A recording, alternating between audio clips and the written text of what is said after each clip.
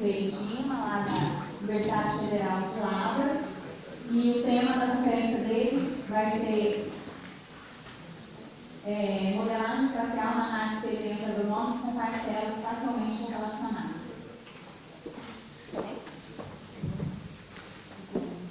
Bom, boa tarde. Inicialmente, eu gostaria de agradecer o convite. Agora que é uma honra estar aqui e poder apresentar alguma coisa para vocês, que a gente vem trabalhando. Agradecer em particular a Laura, o Marcos, pelo convite. E falar que o que nós vamos apresentar aqui, eu vou tentar apresentar, é claro que ontem mesmo a gente estava conversando, lá no departamento a gente tem um professor que ele é filósofo, advogado, desembargador, e o boteco da vida aí tem uma capacidade de criar filósofo à noite, e a gente fica muitas vezes conversando sobre apresentações. Então, várias vezes eu vou colocar aqui slide exatamente da forma como não deve ser feito, tá? Que são às vezes slides com muitas fórmulas e que passam a ser praticamente inúteis em cima de uma apresentação. Tá? Muitas vezes a gente tem mania de querer colocar fórmulas demais, informação demais, com a ideia de tentar valorizar, tá? O que a gente vem fazendo, mas é realmente desnecessário. Então, quando aparecer umas dessas, eu peço desculpas a vocês, mas vou justificar o porquê, tentar justificar o porquê dessas apresentações. Então, para quem não me conhece, meu nome é Renato, eu sou do Departamento de Estatística, lá da Federal de Lavras, e lá em Lavras a gente tem o curso de pós-graduação, eu estou coordenador do curso de pós-graduação em Estatística e Experimentação Agropecuária, então a gente tem uma proximidade grande de aplicações de experimentos, principalmente na área agropecuária. E dentro da área agronômica a gente enxerga uma necessidade grande, atualmente, de complicar o modelo. Então, aquela ideia de trabalhar com um modelo simples, a gente sempre começa, como foi dito agora há pouco, a gente tem que começar pelos modelos simples, mas muitas vezes a gente tem a necessidade, o conjunto de dados a ser analisado para que a gente possa torturar esses dados adequadamente e tirar o máximo de informação deles.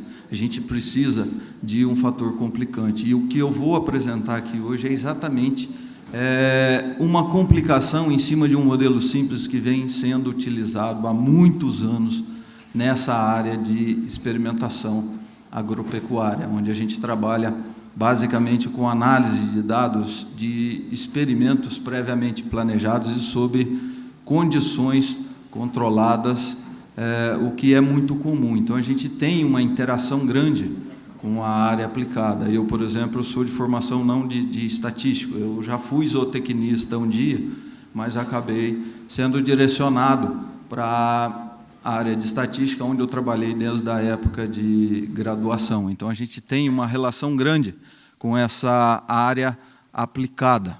É claro que a gente tem também todo o desenvolvimento em termos de teorias, da estatística em si, mas a gente tem essa relação grande. Nós temos lá, então, o curso nível de mestrado e doutorado, e fica aí o convite para aqueles que não conhecem, conhecerem a nossa universidade, o nosso curso lá em Lavras, e acredito que em breve o próprio MGEST deve estar voltando lá para a nossa universidade. Então, eu vou tentar aqui resumir e falar um pouco em cima dessa programação, apresentar um exemplo de um experimento que, na realidade, foi o que serviu de motivação para a gente tentar desenvolver trabalhos mais ou menos nas linhas que eu vou apresentar. A minha ideia não é pegar um trabalho especificamente e apresentar resultados deles, e sim passar a ideia para vocês do que pode ser atacado dentro de uma análise simples, onde a gente pode ou é necessário acrescentar uma certa complicação para que a gente tenha um resultado mais adequado e uma resposta mais interessante. Nós vamos ver que o experimento que eu vou passar agora da motivação, a gente tem uma mudança grande de escala. Nós vimos aí 2 apresentações na área, né, envolvendo, de alguma forma, estatística espacial, com exemplos que o Dani deu lá a nível de município. O professor Paulo Justiniano falando na linha de Estado, e nós vamos ver que nós vamos para uma escala bem menor, mas que passa a ser grande. Grande no sentido de necessidade dessa modelagem espacial, que não é feita de uma forma única, mas vou mostrar uma das possibilidades e que existe um campo vasto a ser tratado em cima disso ainda. Então, vou apresentar aqui alguns objetivos da minha apresentação, introdução, e falar um pouco de análise de variância. Então, a nossa ideia é atacar o problema da análise de variância de experimentos executados a campo. Esse aí é um exemplo, ele tem um mapa, que foi uma orientada minha, que defendeu o doutorado há pouco tempo, fez, e ela trabalhou na análise desses dados, que é um experimento que tem uma área de 1,5 hectare, quer dizer, um campo de futebol e meio, mais ou menos, e que isso, dentro de experimentação agronômica, já pode ser considerado um experimento grande.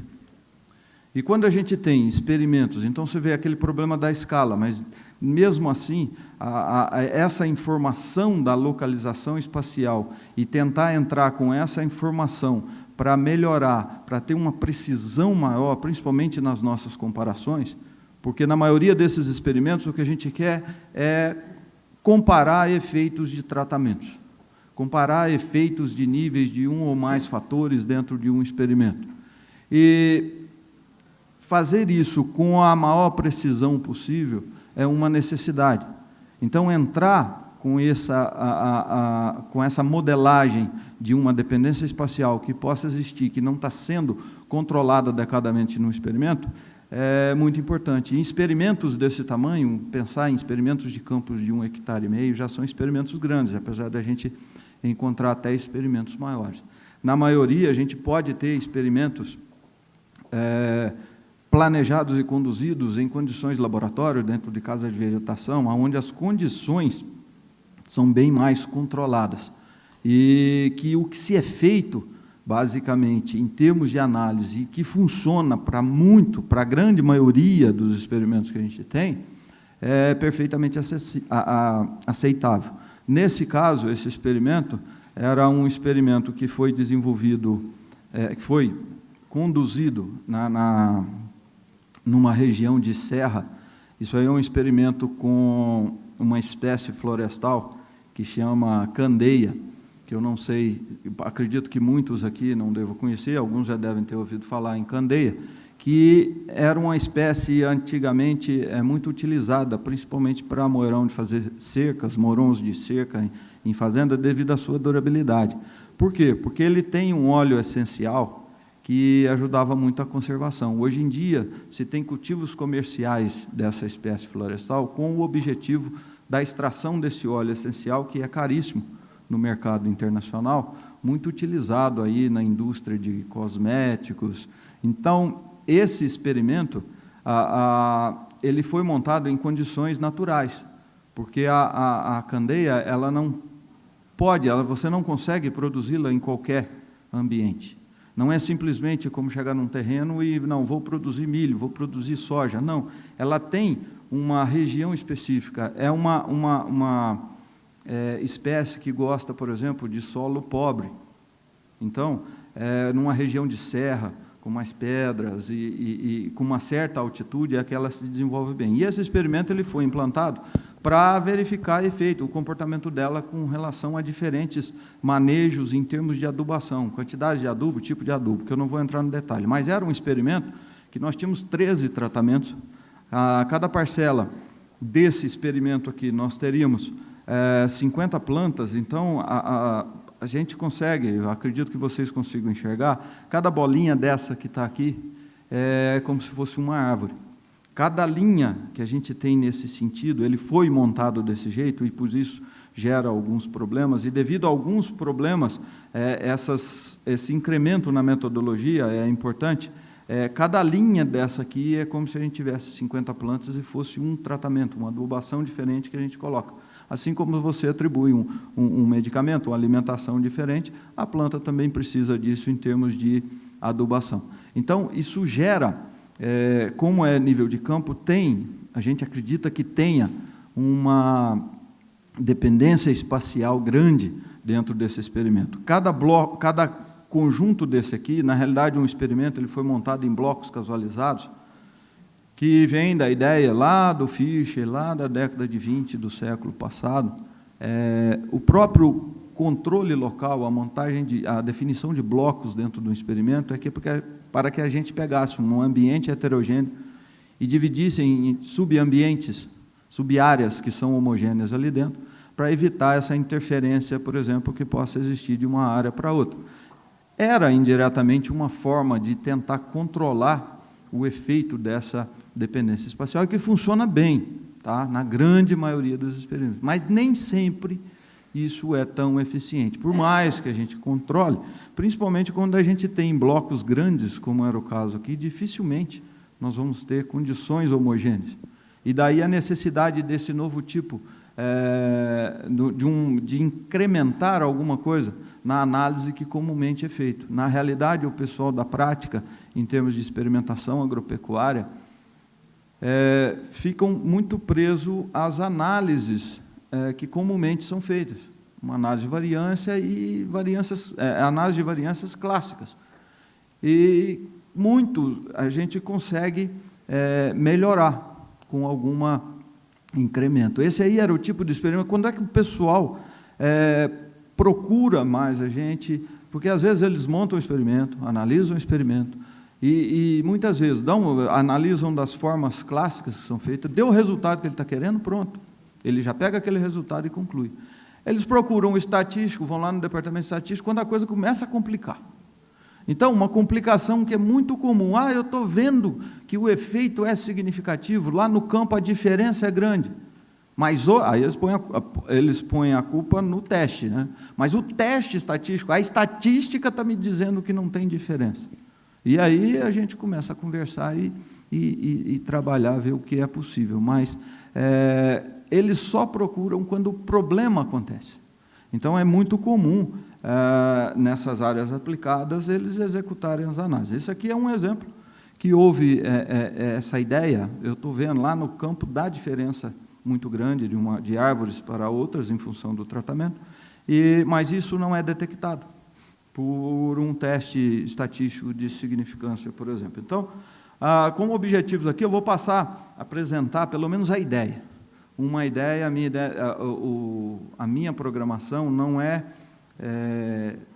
ensinar toda a metodologia e nem pegar um conjunto, um trabalho científico em particular e esgotar todos os resultados que se tem, mas passar a ideia do que é esse tipo de análise para tentar levar em consideração essa autocorrelação entre parcelas dentro de um experimento de campo e, é claro, com ênfase em análise de variância, e apresentar um resultado rápido, só para vocês verem que a coisa muda. Nós tivemos alguns trabalhos com dados de simulação, aí mais ao final eu comento sobre isso. É claro que a análise de variância foi uma técnica, né, proposta aí por Fischer, lá na década de 20 do século passado, 1925, e quando ele chegou na estação, né, de Rothamsted, próximo a Londres, ele tinha uma quantidade imensa, eles geravam naquela época, já se tinha. É claro que, quando a gente fala em quantidade imensa de dados, para aquela época, para um instituto de pesquisa na área agronômica. E, quando a gente fala em quantidade de dados hoje, fica até, como se diz, perde até a graça em relação ao que se tinha. Mas, dessa necessidade de ter melhores análises e enxergando esse efeito do ambiente, ele propôs e levou que eram necessários, né, a necessidade de princípios básicos de experimentação. Ou seja, para montar um experimento, você tinha que ter repetição, você tinha que ter casualização, você tinha que ter o controle local. O controle local é essa ideia de ter uma área heterogênea e dividi-la em sub-áreas homogêneas para tentar controlar esse efeito do ambiente que indiretamente poderia ser modelado por uma metodologia de estatística espacial, por exemplo. Dentro dessa ideia da análise de variância, a repetição é importante para você poder estimar o que a gente chama de erro experimental, quantificar dentro de um experimento o que é devido ao acaso, para que depois a gente tenha um parâmetro de comparação. E para fazer essa análise de variância, a gente precisa obedecer alguns princípios básicos, que são chamados aditividade, independência, normalidade e homocedisticidade dos erros, conforme nós vamos apresentar no modelo daqui a pouco. Essa necessidade é exatamente para satisfazer. Então, quando se chega nessa metodologia, apesar dela ser totalmente aplicada, utiliza-se bastante um teste F, mas para chegar nessa estatística F, você sabe melhor do que eu, você tem que passar por uma teoria, e em certos pontos você vai assumindo suposições e pressuposições. Então, para chegar nessa análise final, o que se tem, quando se fala em pressuposições, é para garantir aquela validade da estatística do teste que você está utilizando, porque foram pressuposições que você considerou ao longo desse teste. Então, num experimento desse tipo, num delineamento em blocos casualizados, a gente pode representar um modelo estatístico dessa maneira, onde a gente tem que o Y corresponde aos valores observados, esse índice IJ para identificar tratamento e repetição, ou bloco, a qual ele vem. Então, nós temos uma constante associada a cada observação e acrescentamos os efeitos de forma aditiva. Então, daí uma das pressuposições. E o que acontece? O que a gente quer representar com esse modelo? Exatamente a variabilidade. Porque a análise de variância, a técnica proposta por Fischer, e graças a Deus que existe a variabilidade, né, é o que vai garantir aí o emprego dos melhoristas, dos estatísticos, ainda bem que tem variabilidade para a gente trabalhar. Então, é uma fórmula que você vai representar aquela variabilidade que existe lá no seu conjunto de dados. O que o Fischer fez foi, vamos pegar essa variabilidade, será que a gente não consegue pegar isso e particionar em partes ortogonais ou independentes que somadas compõem essa variabilidade total? Então, essa é a ideia, né, proposta por Fischer da análise de variância, dessa partição. E essa partição é exatamente definir cada termo aqui no modelo. Cada termo, cada efeito desse que a gente coloca num modelo estatístico aqui de um experimento, é como se eu estivesse definindo uma parte dessa variabilidade que vai ocorrer lá nos meus valores observados, eles não são constantes. Não, por quê? Porque tem um efeito de tratamentos. Os diferentes tratamentos causam efeitos diferenciados e começa a dar diferença entre médias e tratamentos, quer dizer, variabilidade. Tem um efeito aqui de blocos, então nós vamos entrando com efeitos e trabalhando com modelos desde os mais simples até modelos bem mais complicados. E sempre um erro, alguma coisa que a gente desconhece, que a gente não consegue, que não controla-se no experimento e que a gente assume que são variações causadas por fatores, na realidade, não controlados no experimento, que a gente espera que, se o experimento foi bem planejado e bem conduzido, eles sejam fatores não controláveis, ou seja, aquilo que você realmente não tem como controlar e que você chama isso de acaso. Eles realmente ocorrem por simples acaso. Então, você tem que tentar, dentro dessa técnica, planejar bem o experimento e conduzir para que você consiga fazer essa partição adequadamente. Então, uma análise de variância, você vai particionando, você pega toda a variabilidade e fala, uma parte é devido a esse efeito, a outra, o outro efeito, e vai particionando. Como são ortogonais, você soma e tem uma composição, vamos dizer assim, dessa variabilidade total. Tudo o que você não conseguir explicar, vai aqui estar embutido nesse erro. Então, essas variações, devido ao acaso, compõem o que a gente chama de erro experimental. Então, uma análise de variância, uma tabela de análise de variância, um esquema da análise de variância desse experimento que nós apresentamos como motivação, ele vai ser alguma coisa desse tipo, onde você tem o efeito dos tratamentos, 13 tratamentos, 12 graus de liberdade, 4 blocos, teremos aí 36 graus de liberdade por resíduo, ou erro experimental, um resíduo no sentido de aquilo que você não consegue explicar com termos do modelo, o erro experimental, com numa outra nomenclatura, composto por variações devido a fatores ao acaso e que serve de comparação. Porque, no final, o que você faz é comparar a variabilidade. Quanto de variabilidade os tratamentos causam? Isso é muito ou isso é pouco? Muito em relação a quê? Então, a ideia da análise de variância é julgar em relação ao erro experimental, que é o acaso. Se os tratamentos conseguem causar uma variabilidade que é simplesmente igual ao acaso, diferenças entre tratamento é mera obra do acaso. É o que a gente fala de diferença não significativa entre esses tratamentos, o que é verificado por esses testes F. E para a validade desse teste, aquelas pressuposições são importantes, que cabem tudo. Isso aqui é um modelo fixo. No modelo fixo, a gente tem como único termo aleatório esse erro. Então, a gente considera esses erros como independentes, identicamente distribuídos, com média zero e uma variância comum. A homocedasticidade está aqui, a independência entre os erros e a distribuição comum a todos, que é a normal. Então, essas condições são necessárias para executar o experimento desse jeito. O problema nosso, relacionando a esses experimentos de campo, principalmente a esses experimentos grandes, não necessariamente só os grandes.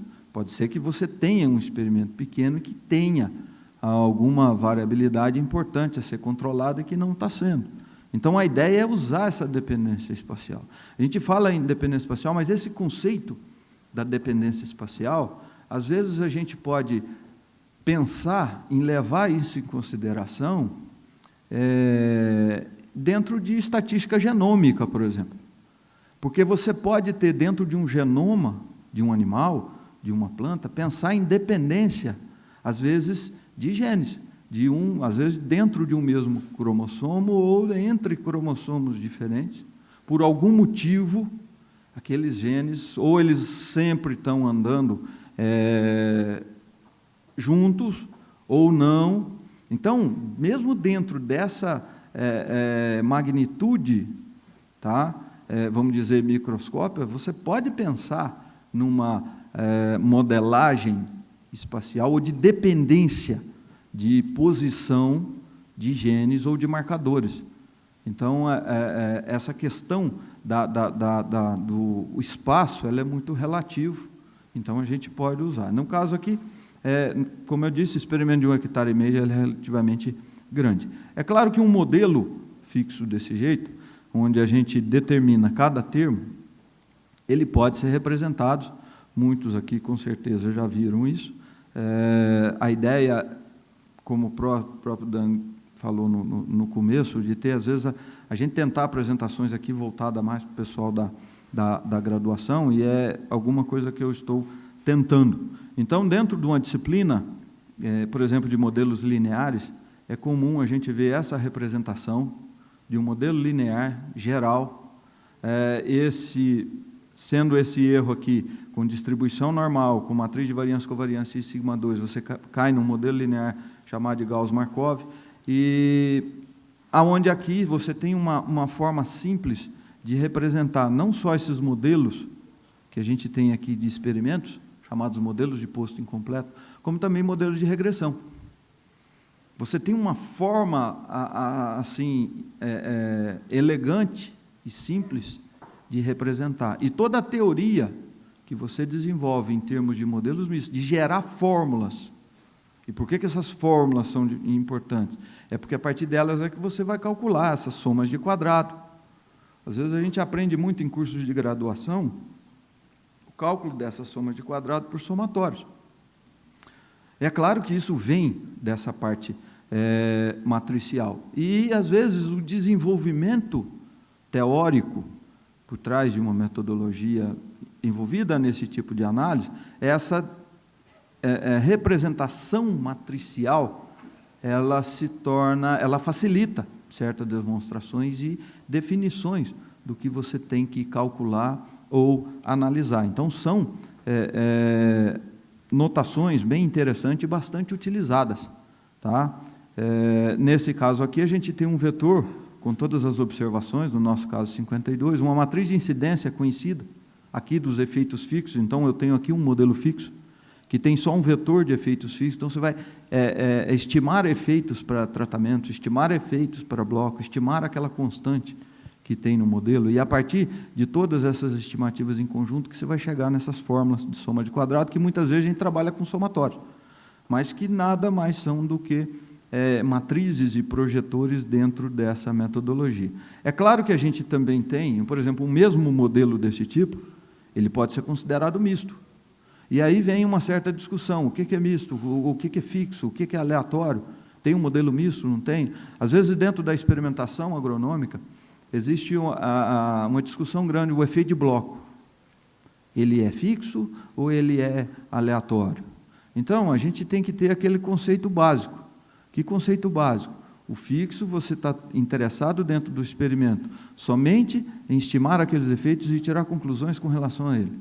Num aleatório, você vai ter uma amostra de uma população, de possíveis efeitos que estão ali. Então, mesmo para justificar o fato de bloco ser aleatório ou fixo, pessoas justificam isso de forma diferente. Não, esse bloco, conclusões o meu experimento são só com esses blocos, então eu vou considerar como fixo. Não, mas esses blocos são pequenas áreas que correspondem a todas as possíveis áreas de plantios extensos que se tem por aí afora. Então, não passa a ser aleatório. Então, sempre tem essa discussão, mas é uma notação. E por que eu estou falando nesse modelo misto? Porque o modelo misto é uma forma que você pode utilizar para tentar modelar essa dependência espacial. Quer dizer, de um efeito aleatório aqui, que pode ter uma relação de dependência, você consegue extrair uma parte, desde que você defina adequadamente toda a sua teoria e essa matriz de incidência. Esse modelo misto é muito utilizado há bastante tempo, por exemplo, em melhoramento animal. As equações de Henderson foram desenvolvidas, propostas dentro do melhoramento animal, lá na década de 70, e que é usado hoje. Só que, por exemplo, no melhoramento, as ideias são diferentes. Diferentes em que sentido? Lá no melhoramento, você está interessado nessa parte aleatória, que de alguma forma você vai predizer um valor genético de um animal, para ver se você seleciona ou não aquele animal por um programa. E você tem que corrigir isso para efeitos fixos. Efeito do ambiente, da fazenda onde ele está, da estação do ano que o animal nasceu. Se a gente pensar na experimentação, é o contrário. Na maioria das experimentações, dos experimentos montados, nós estamos interessados nos efeitos fixos.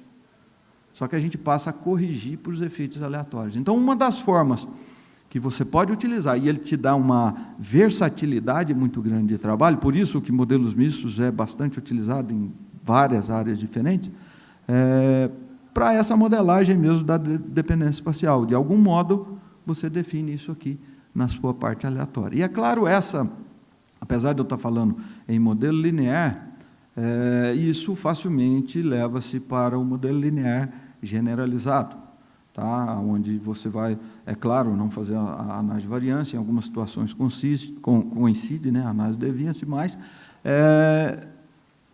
o que se pensa aqui pode sim ser generalizado e pensado numa escala diferente. Mas qual é o importante para a gente? Se nós estamos querendo modelar de alguma forma essa dependência espacial, é porque gera covariância. Então, essas matrizes, a sigma aqui, que no modelo fixo só tem essa única matriz de variância e covariância dos erros, ali é que nós temos que mexer, ali é que nós temos que atacar. Geralmente, a grande maioria dos experimentos lá aplicados, e sigma 2. Quer dizer que todas as covariâncias entre os erros são nulas. Por quê? Porque os erros são independentes. Tá? E você tem variância comum, então na diagonal só tem variância comum, então uma única variância. Se você quer modelar, você tem que mexer na estrutura dessa matriz. E como mexer nessa estrutura dessa matriz? Como alterar essa matriz? E você pode fazer isso também dentro do modelo misto, trabalhar tanto no erro quanto também nos efeitos aleatórios.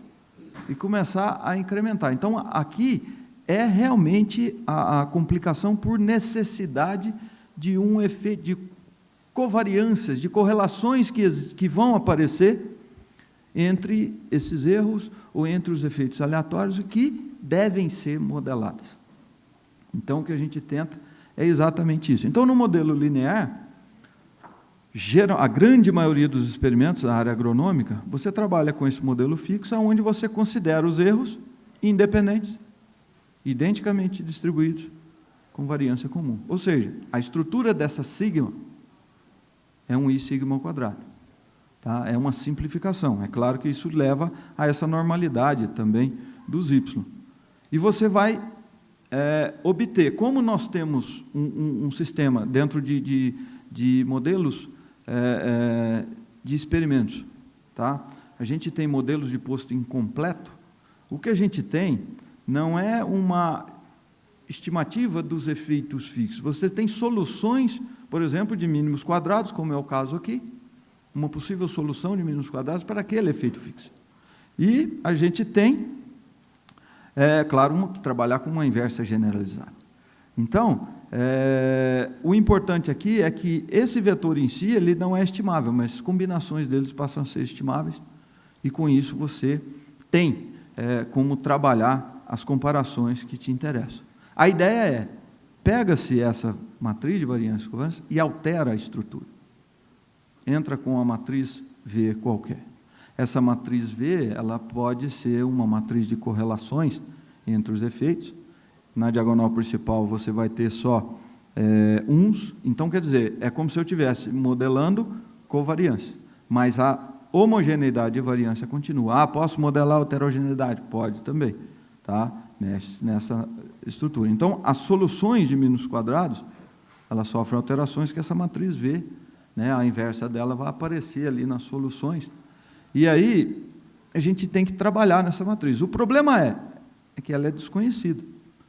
Então, a gente tem que arrumar uma forma de tentar estimar ou trabalhar em cima disso aí. É exatamente o que a gente faz. Então, como ideias que surgiram desde o começo, que nós começamos a trabalhar nisso, vieram algumas metodologias. Vou falar aqui rapidamente. É claro que eu vou falar um pouco mais de uma ideia possível, não é única, usando a geoestatística, mas tem também modelo SAR-CAR. Quer dizer, nós tivemos alguns orientados trabalhando nessa linha e continuamos a tentar outros tipos de estudo, como aplicações de testes, porque o pessoal da prática adora comparar, por exemplo, médias 2 a 2, depois de feito uma análise de variância.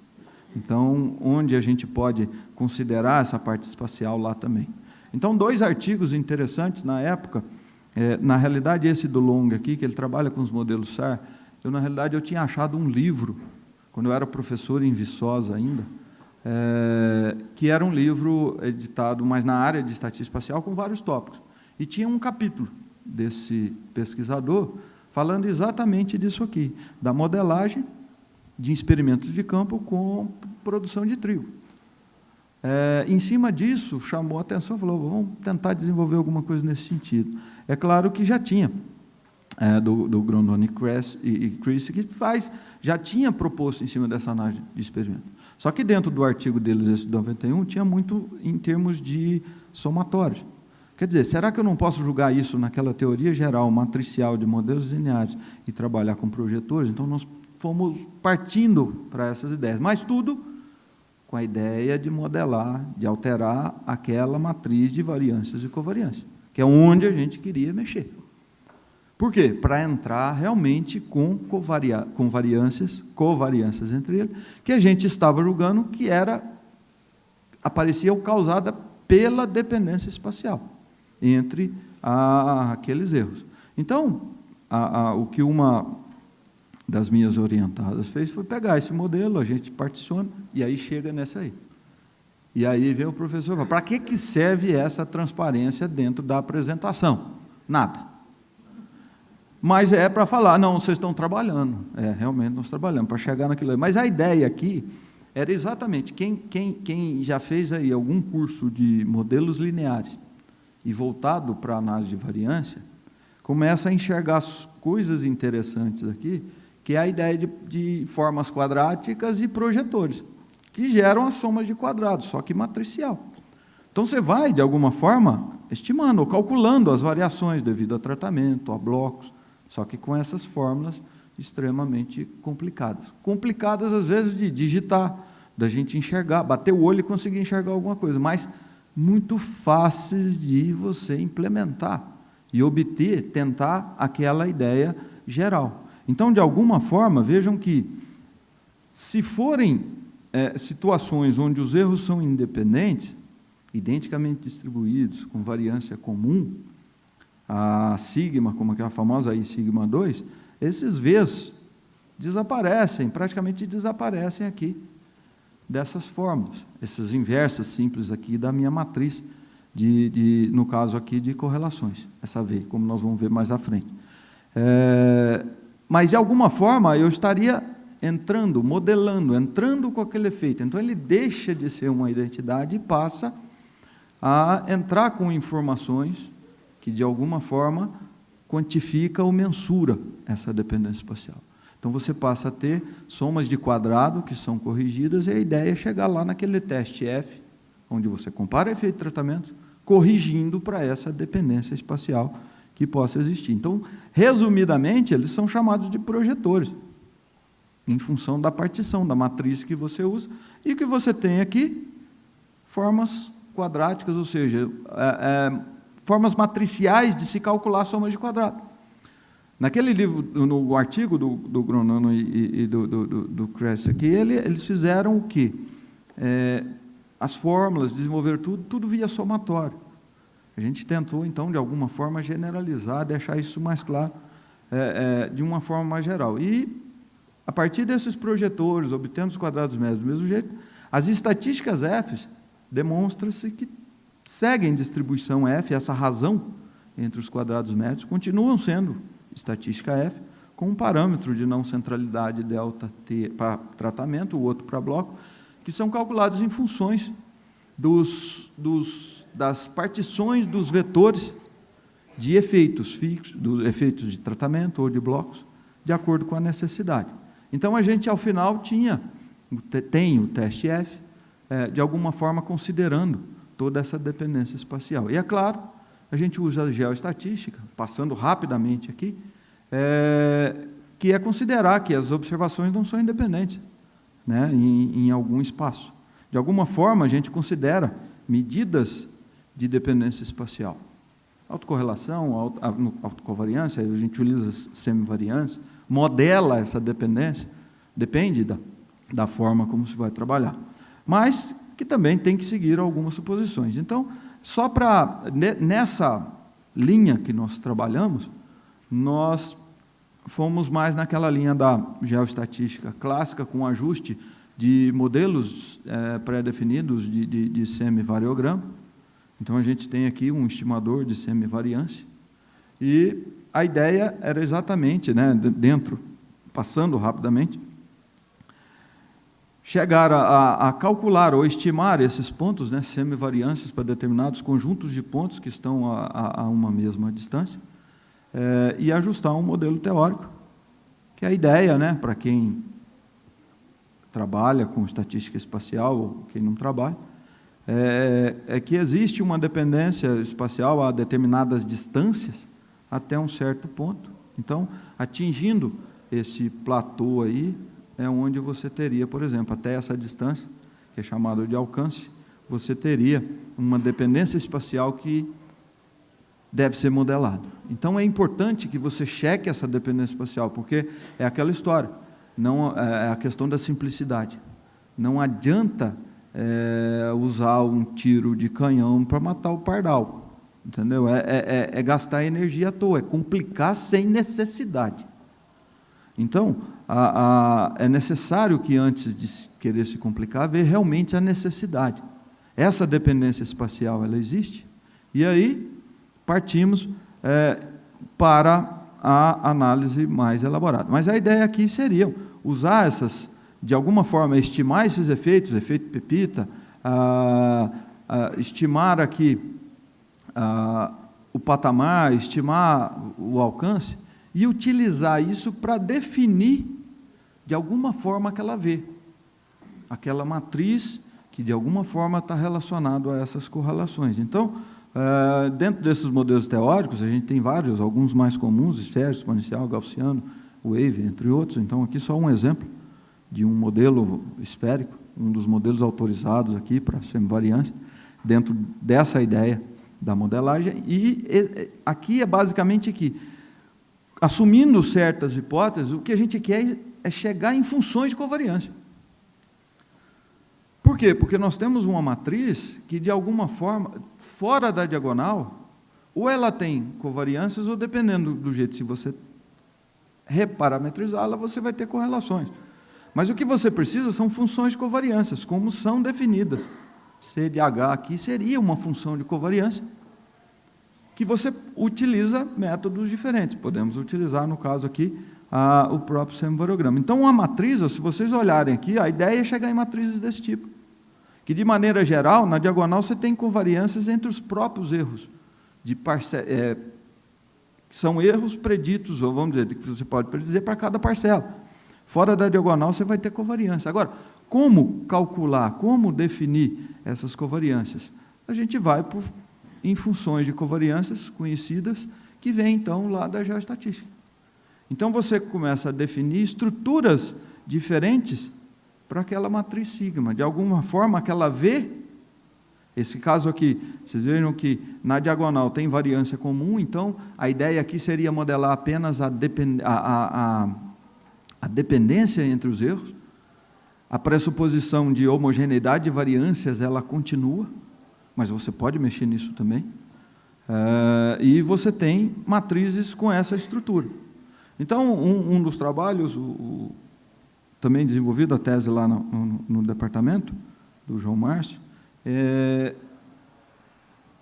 ele sugeriu tipo um método iterativo para a gente tentar estimar melhor essas coisas. Por quê? Porque essa matriz V ela é desconhecida. Então, quer dizer, você ajusta o modelo linear, como ela é desconhecida, uma das saídas é assumir essa matriz com as próprias estimativas a partir do seu modelo. Então, você pega o erro, substitui essas vezes pelas suas estimativas e cria um tipo de processo de atualização até que se estabilize uma atualização dessas matrizes de variâncias e covariância como função desses erros sendo atualizados pelas variâncias. Então, uma coisa dependendo da outra, para tentar chegar numa melhor estimativa. Então, você cria um sistema desse tipo e vai atualizando. Ao final, o que nós vamos ter? Aquela matriz V, com uma estimativa, vamos dizer, o melhor possível, né, que nós podemos ter. Acrescentamos em todas aquelas fórmulas complicadas e, ao final, teremos as somas de quadrado corrigidas. Então, o reflexo disso, e aí só como resultado de análise de dados experimentais, os dados desse experimento, e aí você pode também fazer análise diferente.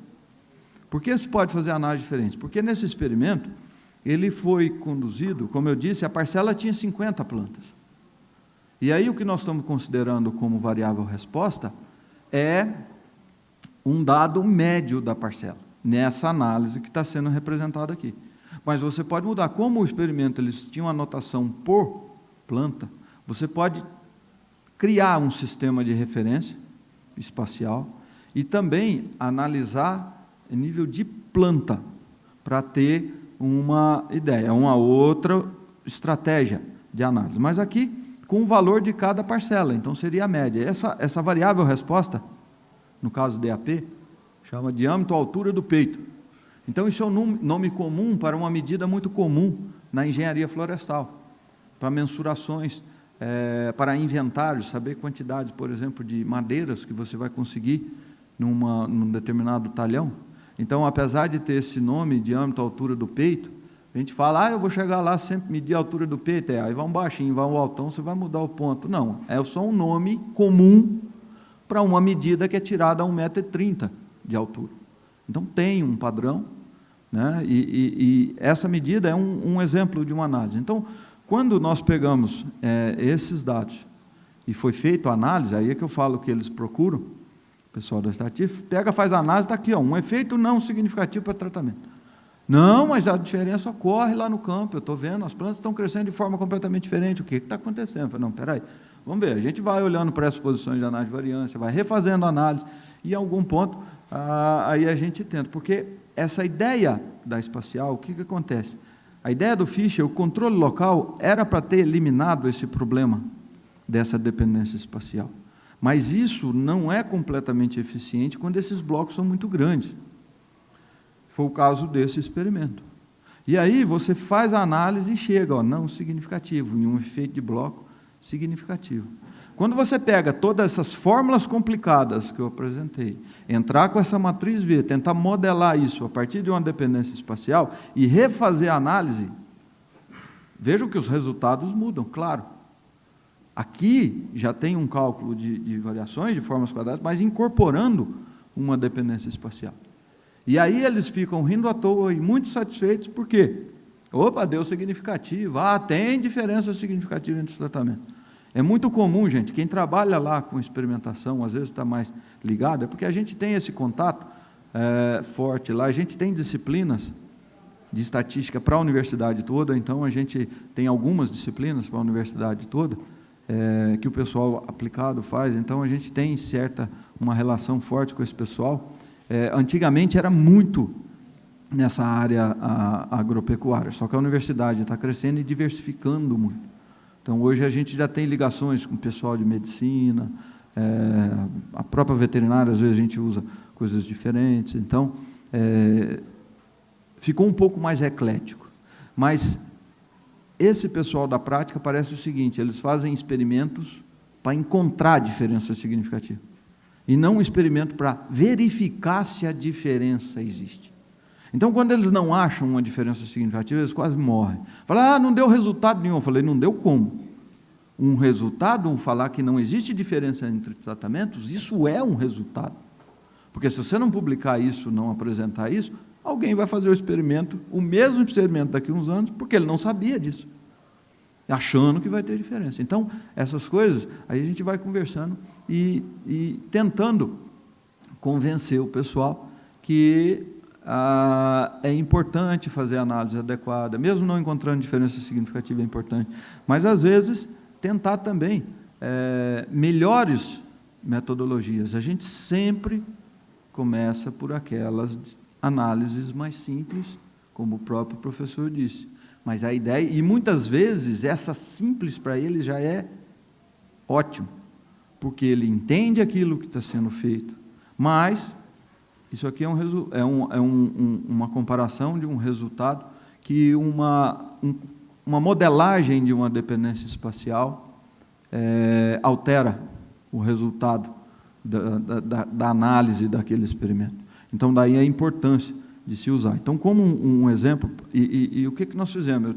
Eu tive alguns orientados trabalhando, e às vezes eles trabalharam muito com dados simulados de experimento, para a gente realmente poder comparar quais eram os efeitos dessas análises, tá? E a gente sempre obteve resultados bem interessantes. Antes disso, só para complementar, por exemplo, eu não vou detalhar, né, devido ao tempo, eu sabia, o tempo é reduzido, e resolvi falar um pouco mais, detalhar um pouco mais dentro da geoestatística, mas, por exemplo, os modelos SAR, tá, autorregressivos, dentro da experimentação, dentro dessa ideia dos modelos lineares, eles podem ser representados desse jeito. Quer dizer, aqui você estaria, de alguma forma, modelando uma dependência espacial dos valores de uma parcela como função, em função de parcelas vizinhas.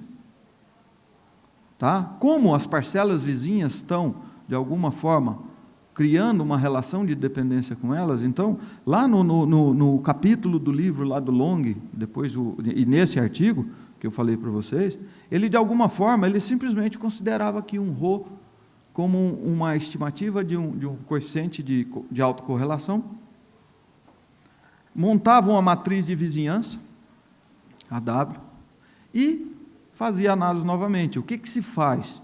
É como se você estivesse ajustando os seus dados, corrigindo os seus dados para aquela dependência espacial. Você passa esse termo aqui para o primeiro membro aqui, por diferença. Você pega seus dados observados e retira uma parte, como se você tivesse nos dados, que fosse referente a essa dependência espacial. E usa esses dados ajustados para uma dependência espacial para fazer a sua análise de variância. É claro que essa metodologia ela é mais frágil em vários pontos, mas nós também tivemos oportunidade de analisar experimentos. Ele apresenta com dados de trigo, mas nós fizemos também com outros experimentos de candeia, e a gente consegue resultados muito interessantes, tá? Desse modelo. Na realidade, nós começamos com esse modelo, e depois fomos para outros modelos até chegar nesse. Geoestatística, e é claro, ainda tem muito mais coisa para ser feita. Eu acho que a ideia do modelo linear misto, ele vai unificar muito dessas metodologias que a gente fica trabalhando isoladamente e que a gente pode, como se diz, colocar no mesmo balaio aí e resolver da mesma forma. Mas essa seria a ideia de um modelo autorregressivo dentro dessa perspectiva da análise de variância para dados de experimentos agronômicos.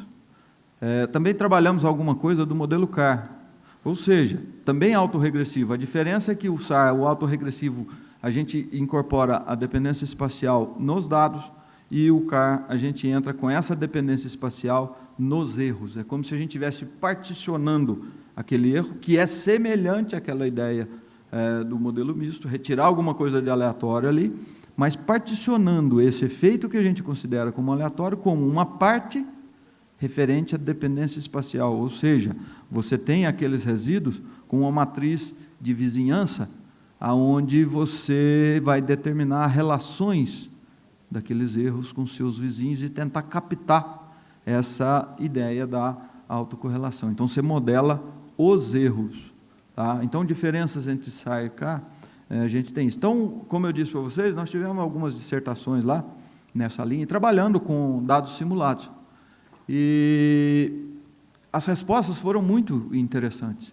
A gente simulava sob condições de dependência espacial, uma dependência espacial média, alta, intermediária. É difícil você falar em o que é dependência espacial baixa, média e alta, mas usando às vezes alguns critérios, a gente estabelecia isso e aplicava as metodologias a um conjunto grande de dados simulados, e a gente obteve, sim, resultados bem positivos, tanto em termos da método do SAR, dos modelos autorregressivos, do modelo CAR, quanto dessa metodologia geoestatística.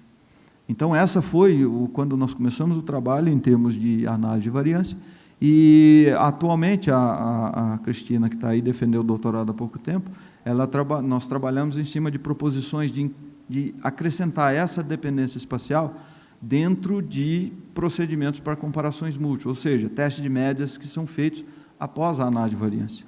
Comparar isso com o que é feito em cálculos de médias de LS-MINS, dentro de um SAS, por exemplo, como são feitos aquele teste, como é aplicado aquele teste de Tukey, comparando.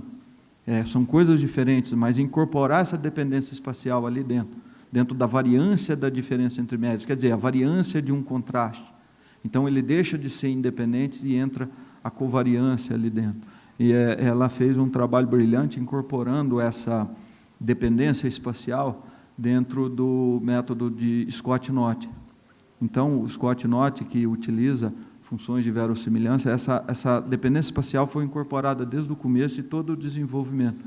Apesar de ser um método de agrupamento, a gente utiliza o Scott-Knott, às vezes, como um procedimento de agrupamento e ter essa ideia das comparações de médias 2 a 2, que é muito interessante. Lá em Lavras tem professores que já desenvolveram o trabalho e mostraram que essa técnica, o Scott-Knott, entendido como um método de comparações múltiplas de média, ele é um teste que conserva bem a taxa de erro tipo 1, ele tem um poder de teste relativamente alto, então funciona muito bem. Então, nós resolvemos a começar. Então, a gente tem trabalhado um pouco de incorporar essa dependência espacial agora dentro desses procedimentos de comparações múltiplas, para melhorar não só a parte da análise de variância, mas tentar melhorar também essas comparações ao final. Tá? Gostaria, então, de agradecer às nossas agências de financiamento, apesar das crises que a gente tem, boa parte desses trabalhos, a gente ainda foi financiado, o CNPq, por meio de bolsa de pesquisador, a FAPEMIG, CAPES, tá, mantendo as bolsas dos nossos alunos lá de pós-graduação.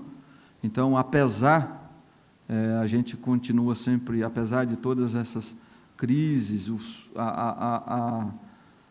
vamos dizer, essa dificuldade que elas têm, pelo menos essa questão de bolsas tem sido mantido, mas a gente reza para que isso continue.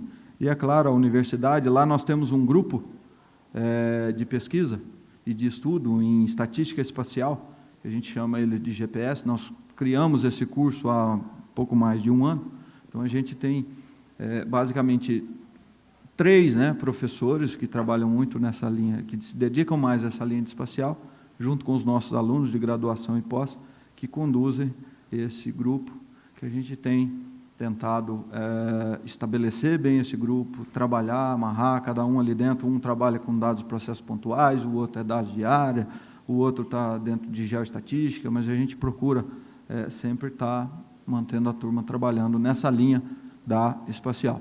Muito obrigado, gente.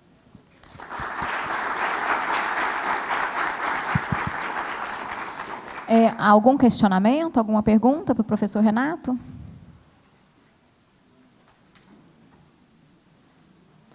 Bom, então a gente agradece mais uma vez ao professor Renato pela disponibilidade. Obrigada.